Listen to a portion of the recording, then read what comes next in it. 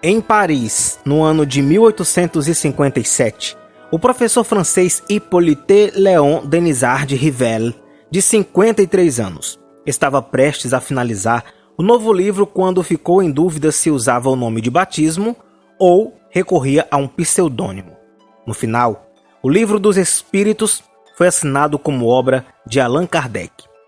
Essa publicação não parecia em nada com os mais de 20 livros didáticos de física, química e matemática que ele já tinha escrito e que eram adotados em escolas e universidades. Naquele momento, Rivel se lembrou de uma das muitas sessões mediúnicas que participou, em que um amigo espiritual de vidas passadas, de nome Zéfiro, contou-lhe que na época do imperador Júlio César, entre 58 e 44 a.C., havia sido líder na sociedade celta.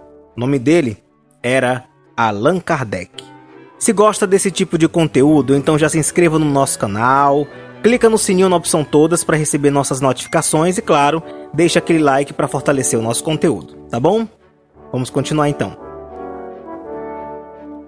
O pseudônimo tinha a vantagem de não expor Rivel numa época em que, embora a heterodoxia religiosa fosse tolerada, sempre se corria riscos. Kardec precisou de quase 2 anos para concluir o Livro dos Espíritos. O autor acreditava que apenas tinha organizado o livro.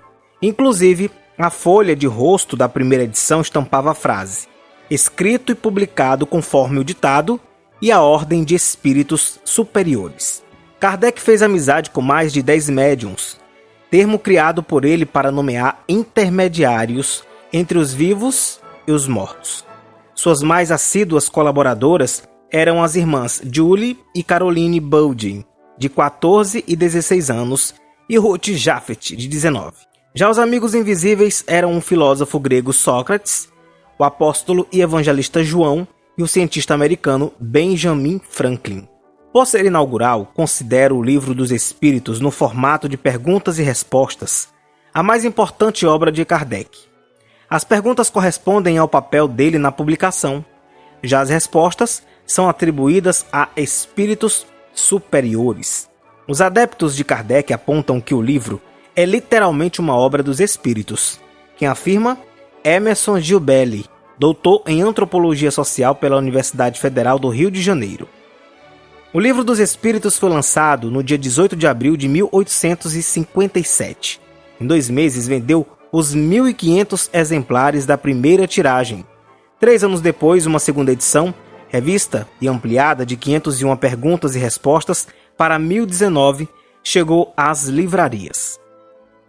Logo então, a doutrina espírita despertou a ira da Igreja Católica, que considerava a suposta arte de adivinhar o futuro por intermédio dos mortos um pecado mortal. Essa foi uma das razões para jovens médiuns serem internados em hospícios e os adeptos do espiritismo ameaçados de excomunhão. No dia 9 de outubro de 1861, o bispo de Barcelona, Antônio Palau e Temens, ordenou que 300 exemplares da obra fossem queimados em praça pública. Apesar disso, Kardec se consolava com os relatos dos leitores do mundo todo, abre aspas.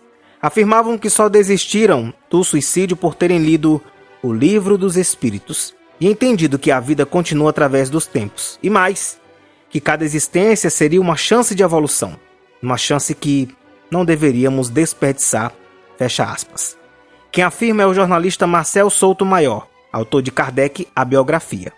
Filho de pais católicos, o juiz Jean-Baptiste e a dona de casa Jeanne, Rivel se interessou pelo espiritismo por acaso. Ele ouviu falar sobre o fenômeno e resolveu investigar. Bem, durante anos, ele tentou investigar os truques secretos para explicar a febre das mesas giratórias. Depois disso, então, começou a estudar sobre os cestos escreventes. Encaixado no fundo do cesto, com a ponta virada para baixo, um lápis respondia às perguntas dos convidados em uma folha de papel.